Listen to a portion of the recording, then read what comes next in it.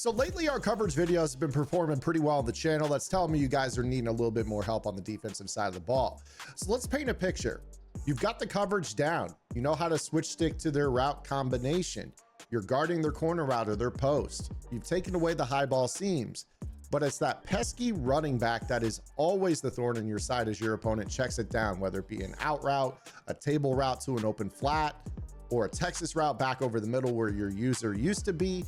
We've all been there and been driven crazy by the check down to the running back. So today, no matter what defense you guys run, I'm going to show you guys an adjustment you need to make that could shut down the running back. So what we're going to do here is we are going to take a look. Let's start off with a little trips tight end. We've all dealt with that levels meta where people will snap the ball. They've got basically crossers or short in breaking routes from the backside, and they dump the ball down to the running back in the flat. So let's go ahead and kind of give you an example here. Something that looks like this. It's basically all crossers. They're just flowing everybody to one side of the field. They snap the ball and then they throw this ball instantly in the running back to the backfield.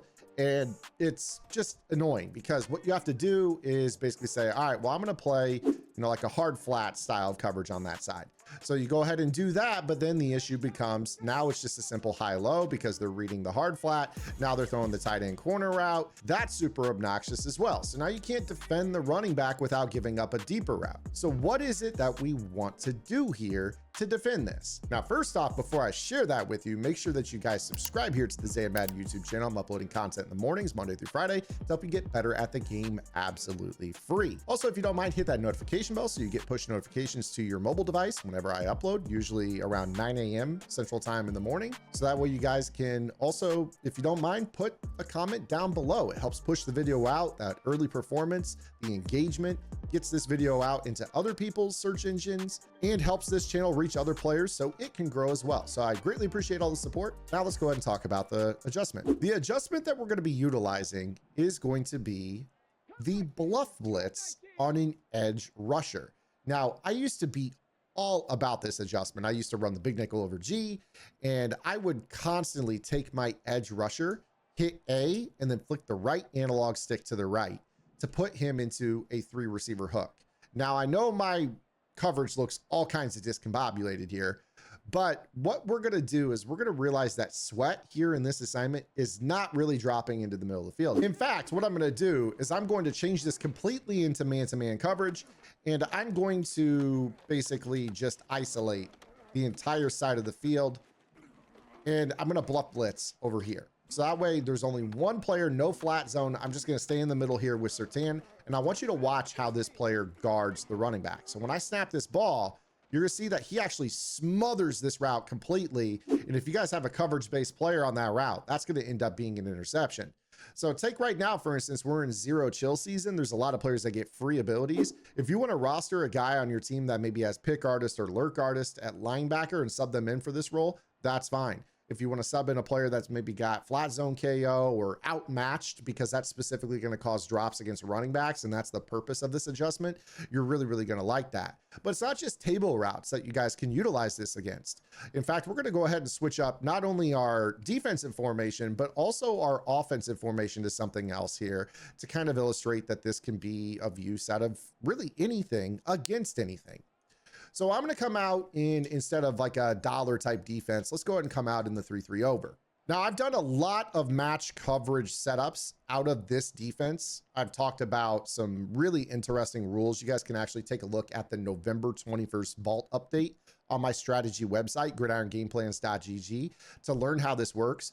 But one of the things I do talk about with cover 3 style match is that it can be a little bit weak against the running back quick to the flat. And the reason for that is that the flat zone that is found in a cover 3 match is actually responsible for the second receiver. So if they have a tight end or a slot receiver, a lot of times they can go ahead and just streak that and then throw the ball hot to the running back. And if that hook curl can't get out there in time to guard him, like we were talking about the other day here on this channel, that can be really, really problematic.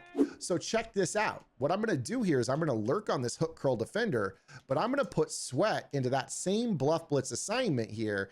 And I'm going to put him as basically our running back neutralizer, which gives me more freedom with this player. So Now what I'm going to do is I'm going to run this little street corner flat combo, and I want you to watch how Sweat takes that away, and now I have freedom to kind of hang out. I don't have to guard the running back anymore. Everything else is matched.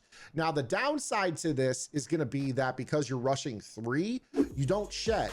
But this is again going to harken back to the website that I run, gridirongameplans.gg. Just yesterday on the website in our December vault, I put out a tip on the best 3-man blitz in the game. This is an A-gap pressure that will shed while rushing only 3. So you don't have to just pair this tip with a 3-man rush that doesn't shed. You're going to be able to get pressure on the quarterback while playing this rule out.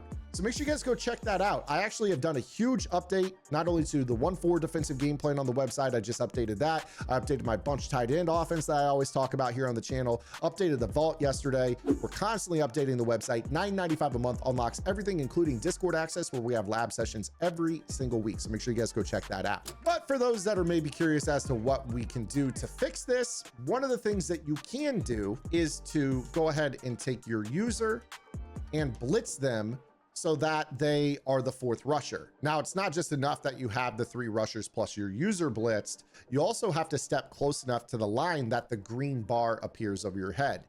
This will make it so the offensive line recognizes that you are in pass rush mode, and it will allow players to shed. So you see right there, it happened late because of resistance. But if I don't do that at all, you're actually not going to notice any sheds. So you'll see right here, like if I'm just like chilling, you're not going to see the shed at all.